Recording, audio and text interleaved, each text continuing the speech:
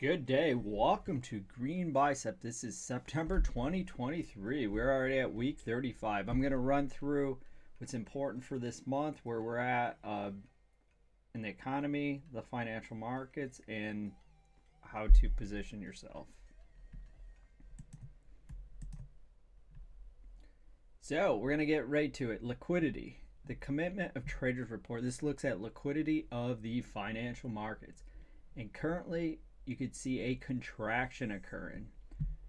And so this means the market makers have pulled back some liquidity. Those that are heavily exposed now are the investment managers. That is the green line. So liquidity is tightened up overall. The yield curve. The yield curve is still inverted. Typically this occurs during a period when the economy is in flux. The market is confused as a whole, where the Fed is confused, and so we're in that situation. Typically, a recession occurs and the market rolls over, and it's still inverted. So this means caution is important. Currencies. If you're looking at the U.S. dollar and yuan, there's been a lot of strength since 2013, but most recently in the last few days, actually, there's been a significant move. You can see yield has really peaked up. The reason why I'm showing this is because if the Chinese are selling U.S. bonds, you will see yields start to go up and price of the bonds go down. And at the same time, the U.S. dollar, in theory, would get weaker, but at the same time, if the U.S. is defending the dollar using some sort of swaps or just purchasing dollars outright by selling bonds, that will support the dollar. So this is all happening. This has been happening in like the last 10 days. There's definitely been a shakeup going on in China. We have the Evergrande situation where they have several hundred billion in real estate. It's defunct. So the Chinese have been in a recession for 3 years or so, at least since 2020. And we've raised rates significantly recently, so that's putting a lot of pressure on them as well, because the U.S. exports a lot to China. Europe exports a lot, but as interest rates go up, the economy contracts, money gets tighter, and so ultimately it's going to hurt the weakest link first around the globe, since the U.S. dollar is the world reserve currency. So there is a war going on. It's just folks aren't aware of it. The next 30 days, we're going to have tax receipts on September 8th. I'll get into why that's material. The FOMC, the Fed, is meeting. They'll have a rate hike decision. Trade deficit, GDP, a lot of data coming out at the end of the month, September 28th. We also have the government shutdown that's scheduled for September 30th. Then we have the United Auto Workers. They'll go on strike on October 1st. And then Ukraine. Tax receipts. The reason why this is important, it's how much the federal government receives from businesses. It's that if it drops off and the trend has been down, that means the economy is slowing down. So this is very important to watch.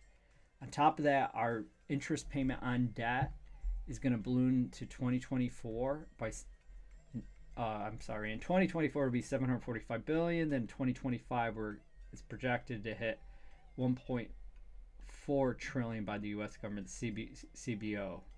So that's a good amount of money. And then also the average annual rate of our debt's growing at 4.4%, where the economy per the CBO is growing at 2.1.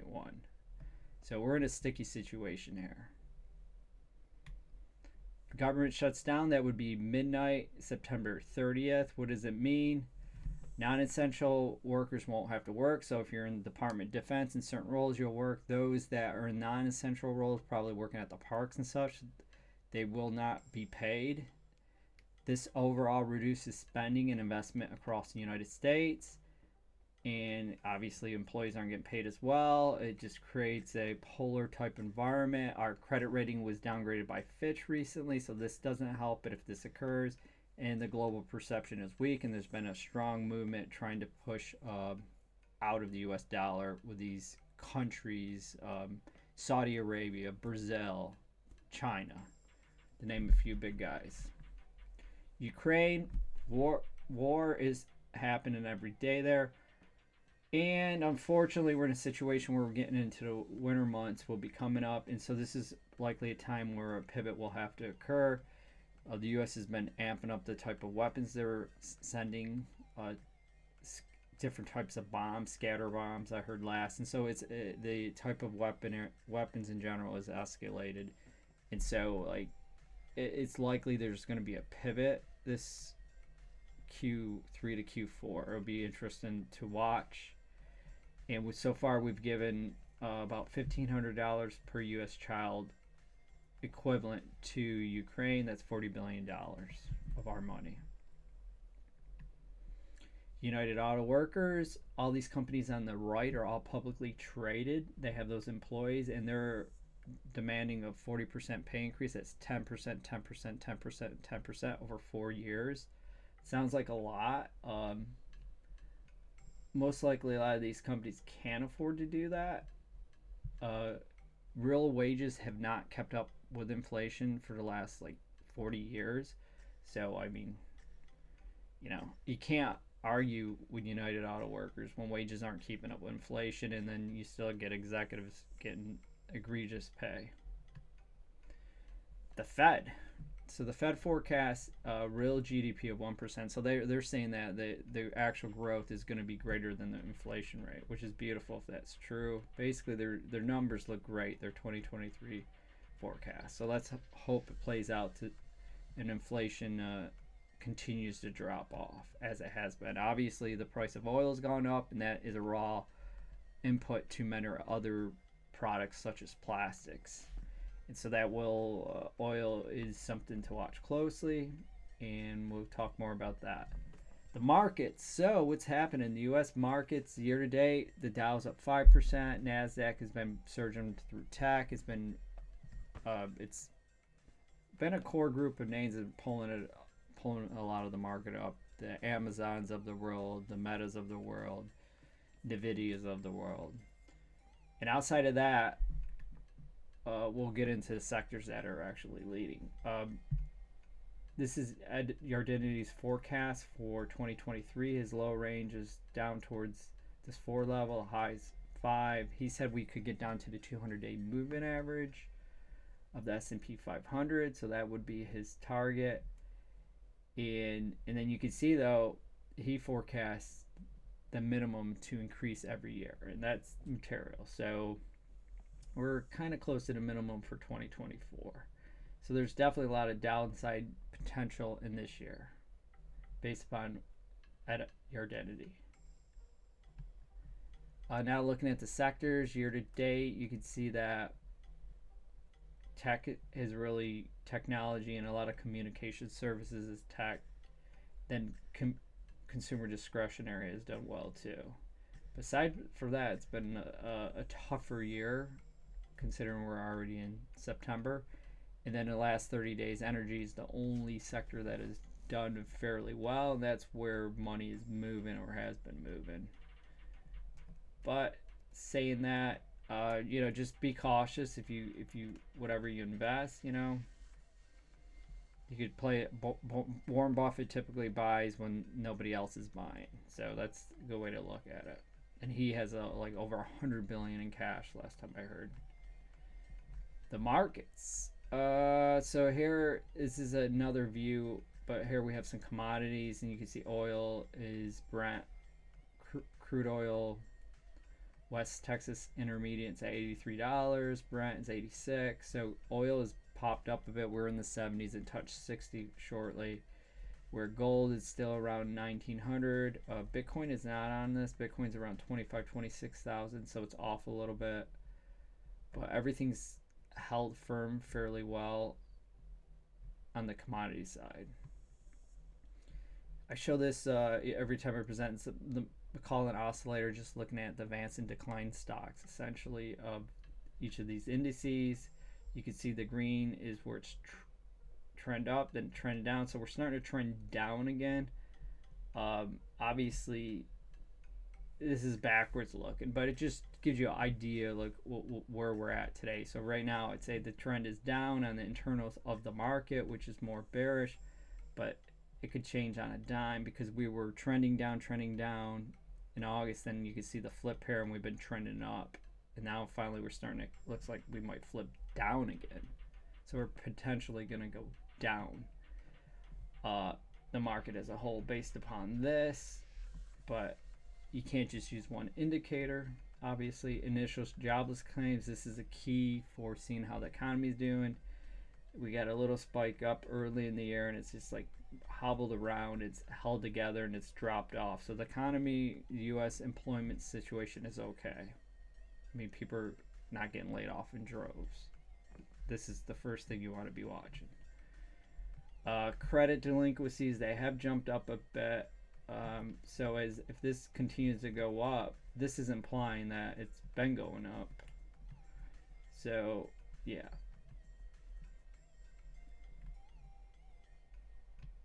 Yeah. So delinquencies are jumping. Well, this is initial, so this is me. It's the first time applying for unemployment. It's actually dropped off. So they're not quite agreeing. Now, PC is just another inflation indicator. It's more broader measure versus CPI, so it captures more things. Year over year, it's up 4%. So inflation year over year is up 4%, and it's been basically around 4% most of the year. Dropped to low fours in June, then at 4.2. I don't have August in here yet. And so here's a comparison of the two. Housing, medical, it just breaks down the mix. So you could always play with these inflation numbers and kind of get the result you choose to, depending on what index you're using. Fact is, there's still inflation because it's up 4% year over year. And then month over a month, though, it was at 0.2, which is annualized at 2.4%. That's reasonable, and we had 2.4% month over month. So we want to see it drop as fast as possible, but it's good we're not seeing it go up to 0.4, and that would be, that acceleration of inflation. So inflation is relatively muted as of now. Tilray, I threw this in here because it's stock. This is going back to 2019. It's been basically in a downtrend since there was an announcement of potential legislative changes.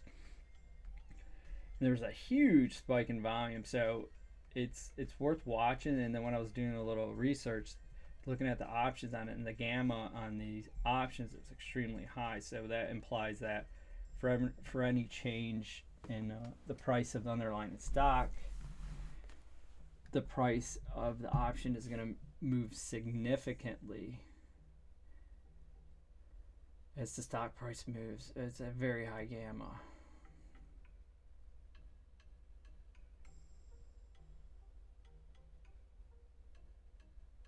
And we'll talk more about this in the future.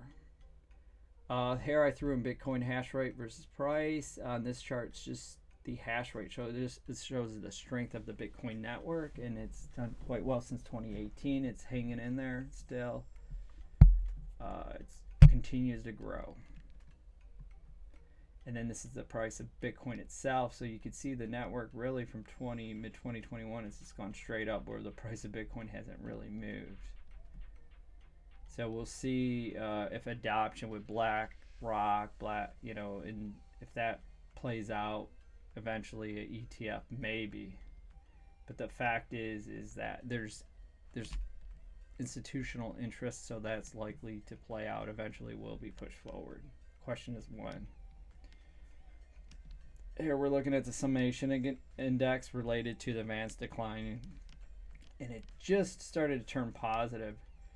And so we're looking at the other chart where it was negative going positive. And so it's like, a lot of people are like, oh, it's starting to turn positive. Let's get bullish. I wouldn't go that far yet, and I'll show you why in a few charts. But typically when you do get a bullish turn, if it holds, it's usually a trend change. Either this is changing down or up, so everybody's going to be watching this very carefully. That means the market's likely going to chop before we get the move, meaning fast up and down moves, then finally get the real move. Housing starts, basically housing starts are horrible still. Year to date, year over year, it's down 12.4%. Single family 17%. The West Coast is down 30. Wow, that's the worst of all regions. The Northeast is down almost 20. Midwest is almost 15, and then South is about 14. Yeah, so these numbers are horrible. So for new homes being built, single family starts, it's just like, yeah, it's not good. Economy's clearly slowing down. And so this is a chart of this data here, but over on this side. And this is obviously we're at 1.4 or a little bit above, so we're looking at all homes, not just single family, because this is 1 unit, 2 to 4, or 5 unit. We're just looking at 1 unit. You can see we're kind of in this channel at a lower side of it, but much lower than historical norms post 2020 actually. So here we have United States new home sales on this column, which is in a nice trend up. And then you got existing homes, it's in a nice trend down. So those with money are buying homes. Those that don't have money for a new home, typically people buy new homes, have bigger down payments, they have more, they're just better financially positioned. Like where I live, there's a lot of people moving from other states here, and I see it every day. Like Pennsylvania, someone just moved in. Median days on the market, you can see we're at 46 days. What I did this chart here is a year-over-year change, 3-month average. Median days on the market, and you can see year over year we're up 27% on average number of days. So it's a lot. Yeah, so we're, even, if we're 0, that'd be one thing, or 5%, but up 27%. So the housing market is just stagnant.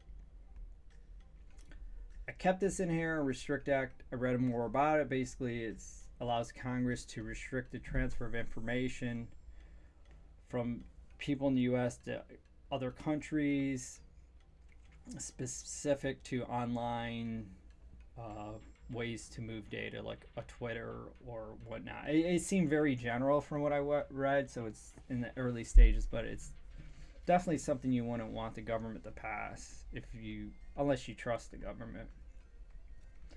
Now, building permits, they're lackluster as well. They're just in this kind of just going sideways, but ultimately they're not building that many homes because they don't have that many buyers, and they had a big glut of inventory prior, because first you got to get a permit, and then you put it under construction, then you got to build it, then you got to finish it, and once it's completed, and so because that glut of inventory from last year, they've been clearing through that. I would think they have cleared through it, or mostly, and I'll do some analysis on that at some point and see where we're at.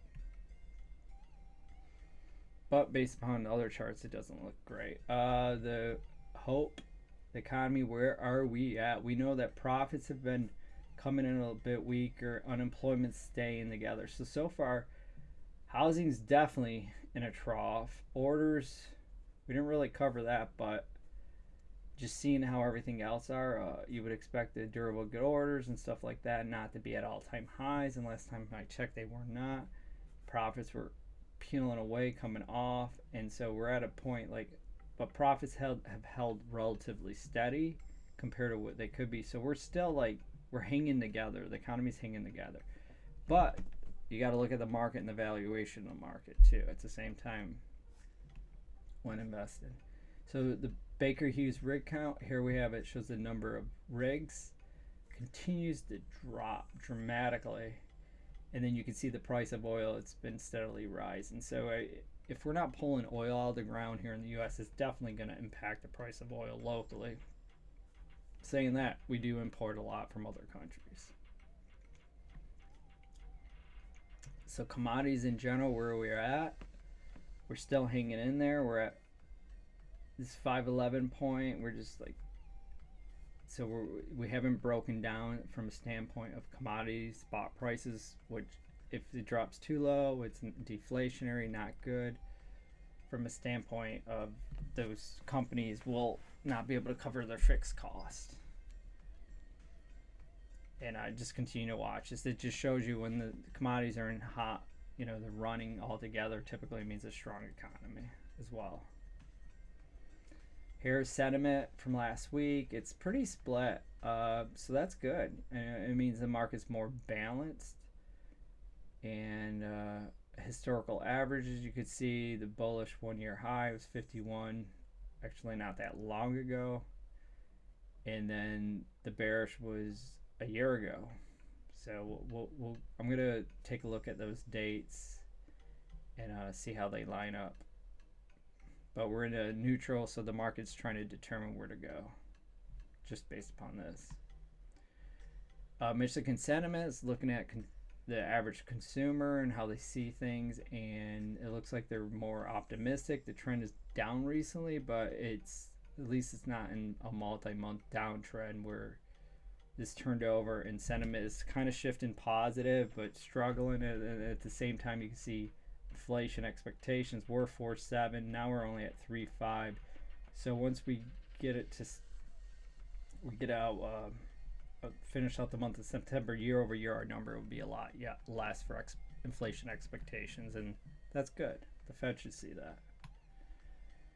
Here is an important chart. The reason why I put this in here is to show you like the strength of the internals of the market, because we're talking about the summation index, the McClellan oscillator, and here's the S&P 500, all 500 stocks in this ETF of SPY, and we're close to all-time highs. That's why everybody's getting more. There's people that are bullish on the market, because if we break through this high, it's usually a sign that the market will continue to run higher. Doesn't mean it will, but when you look at the internals, you hit this point here. So in the beginning of the year, we hit a high, then we hit we'll call this a high at that point. And you compare these two highs, and the summation index is a strong downtrend. This means the internals are much weaker, and so the strength up is like, can't call it artificial, but there could be distribution, meaning they're selling at the top. Institutions may be selling, and we looked at the commodities trader report, and that was the S&P 500 futures we're looking at, and that showed there was selling going on because there's a lot of contraction of liquidity. And so this is showing, we know there's contraction in liquidity. We also know that the internals are weak, and so it shows you still got to be cautious, because the price in the market, it's all about valuation. So just watch Mr. Buffett. When he starts to buy heavy, then then it's probably a good time to buy. And that's it for today. So I still have a storm here because we're not in the clear in these markets at all. I mean, we've had banks that were blown up not long ago, and banks are still rolling over. They're just keeping it hush hush. We have the Chinese situation where essentially their real estate mortgage mark, basically the bonds that are held by these large banks and institutions in China are defunct because these bonds have no liquidity. It's very similar to our commercial mortgage-backed securities in the U.S.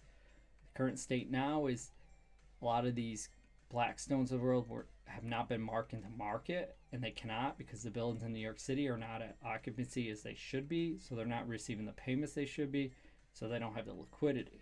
The banks own these assets too, so the banks are holding defunct CMBSs, commercial mortgage-backed securities. This is more on the regional side, but like big companies do have exposure. I'm not going to name names now. There's no added value, but it doesn't take long to figure out. There's only a few big guys out there. So we're in a situation where we're in a controlled economy. It's not a free economy anymore by any means. The data is even fudged a little bit. It doesn't always make sense. So you just got to roll with the punches. And until that yield curve fixes itself and everything washes out, be very cautious. And I don't know. I'll be back maybe in a few weeks. We'll see how many views. And if you enjoy the content, thumbs up. And this is Green by Sup out of here. Take care, guys. Bye.